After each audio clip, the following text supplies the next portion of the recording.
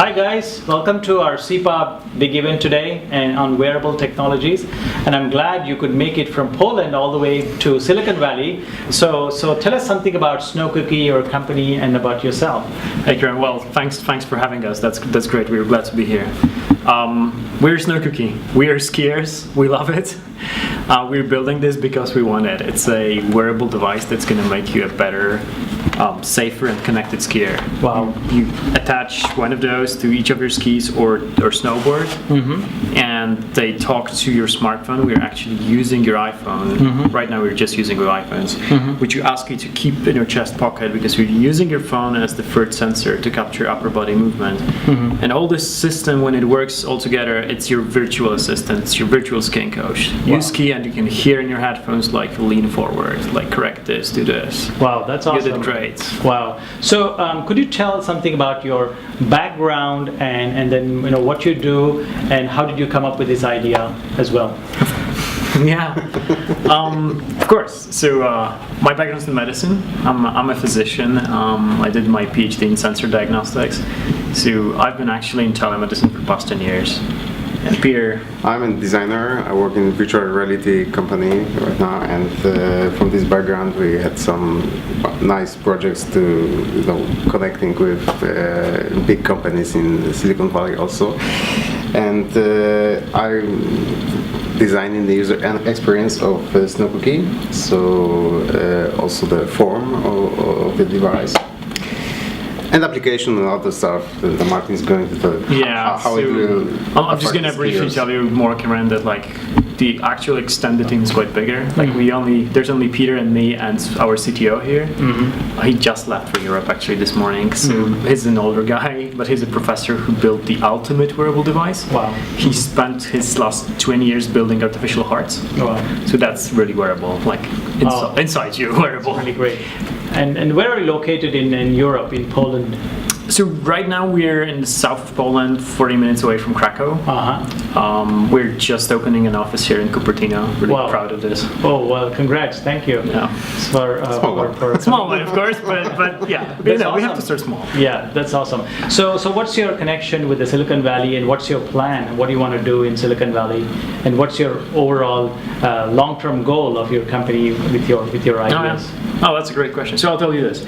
Like that's actually how Snow Cookie looks inside. And as you can see here, this is all powered by Intel Edison. So we've been part of this Intel challenge, and Intel is the reason we came here. Like they brought us here. They gave us resources and funding to accelerate development of this. So Intel was the initial driver of us coming here, but then we realized, like this is the place to be to develop this. Like I'm repeating the obvious, but like no other place on earth where we have such concentration of talented engineers and access to capital and resources.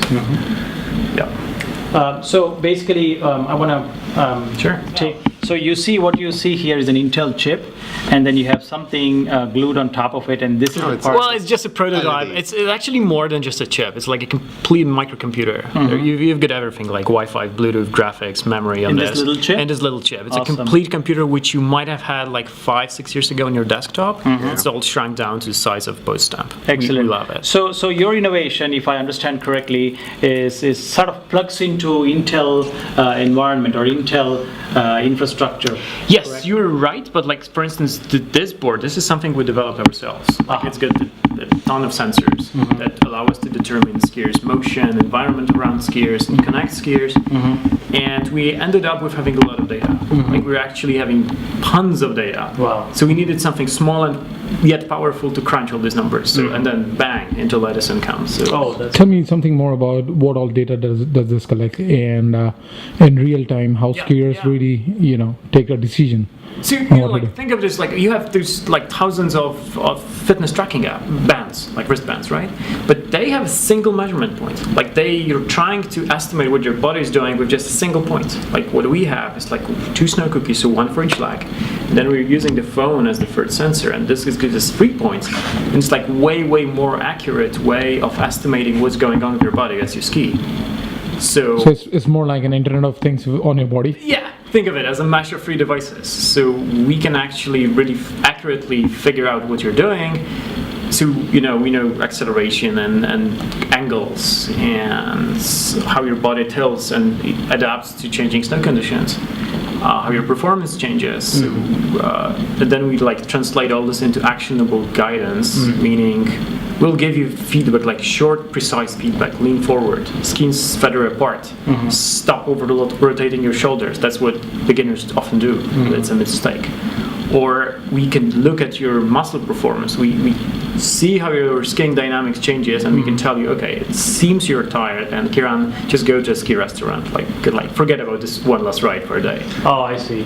So basically, it helps them not only improve their game, but also Make smart decisions, and then also helps them, avoid safe, injuries. right? Avoid injuries, precisely. Oh, that's great. So it does a lot of things basically, and then. So, again, the question I'm trying to ask you again is more to really understand from this that what are the actual use cases that can be derived out of it. So, Snow Cookie, is it the technology that you have in your hand right now? The integration of those 2-3 points, or 2-3 solutions from your phone, from your desk device, that two devices on your ski. Do you think there are more applications of this particular technology? If I have to say, can we look at as to be used somewhere in commercial or consumer market? Yeah, well, it is.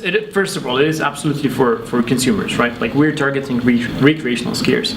But to answer your question more broadly, yes, there are other applications. Like we can go towards professional skiers market. But next step is spreading out, branching out into other action sports. It's just a matter of software, to adapt our Snow Cookie to surfers or kite surfers. Think any action sports where you're interacting with environments. That's a great. You need to improve your game. Oh, okay. Yeah, and I think it's a nice pack of sensors in one device, one cookie. So awesome. we're trying to. How do you tie that to your skiing equipment? How do you tie?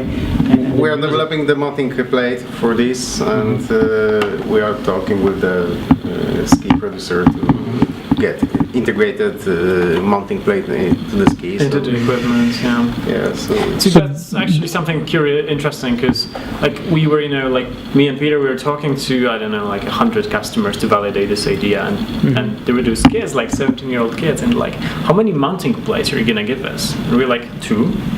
No. I have a surfboard and a kiteboard and 2 snowboards and 4 pairs of skis. Give me a bag of those. It's okay, that's when we got this idea. Those who are really into winter sports, they have gear. They want to be able to switch Snow Cookies from one pair of skis to another. So, do you soon think that this will be integrated with some other external hardwares, like maybe GoPro, and how you do a gait analysis when you buy running shoes? Sweet question. I'll tell you this. What we are integrating with right now is, we're really proud to have these guys, Recon Instruments. So they make heads-up display ski goggles. So that's our first step. Yes, we are thinking about action cams, but channeling this information towards user comes first. Okay, and what are the notifications? How does user really get the notifications when he's on the drive on the ski?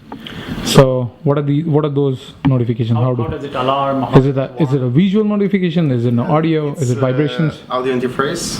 We're connecting with the user by audio prompts. So we give simple commands, as Martin said. Through your headphones. For your headphones built into your helmet. Plus you have LED displays as well, right? This LED display is just for informative, really emergency stuff. Visual. Well, and more user experience stuff like charging, knowing what's the status of the device. That is alive, right? Not the coaching, but living with the thing device. is, you do not want to be skiing and staring down at your skis. Absolutely. That's not a good thing. Right. So the basic input, the basic output from the device is audio. Yeah. And then that's how they can course correct and then take precautionary measures and then also take decisions about their game. And that's awesome. So when do you think your product will be out in the market, and what's the kind of time frame you're looking at, and how much you're going to price each unit for? Okay. Winter season 2015-16, basically a year from now. That's when we're like hoping to get the version 1.0 to the market. $199 for a set of 2 snow cookies. That's what we're aiming for. Awesome. Oh, $199, that's it? Yeah. That's interesting. And do you think you will be in the market of providing applications or making hardwares that gets integrated with more use cases, more applications? Well, I think it's a little bit of both, but like Peter's insisting on this streamlined user experience, so that means we have to develop our own software based on our hardware.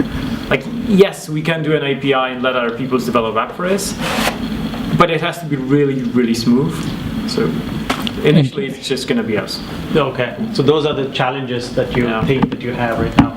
Well, it's great, and then it was awesome, knowing about your product, knowing about Snow Cookie, and I hope you will come out, with flying colors, and then potentially attract all the learners, ski learners, and then also the. It's actually one of the teams that we competed with at Intel Make It Wearable Finals. They're called Open Bionics, and those guys are making an open source prosthesis for amputees. So low-cost 3D printed hands attached to your residual muscles. Brilliant. It's a game changer for people who lost their limbs. Give me holo displays, give me holographic displays, set me escape from the screen, set me free from looking at my screen all the time. I love my Pebble, but I want it to be here. Yeah. Interesting. First of all, I like the wearables that are integrated into our everyday lives objects. So I love the idea of hidden wearable technology and what can inspire and enhance our lives. Maybe something that I can wear and change all the colors. I don't know. The future is near, but it's still blurry. Oh, so you want to buy one shirt and it should change 12 colors? Yeah, right? It could be nice idea to fit in other stuff. Thank you.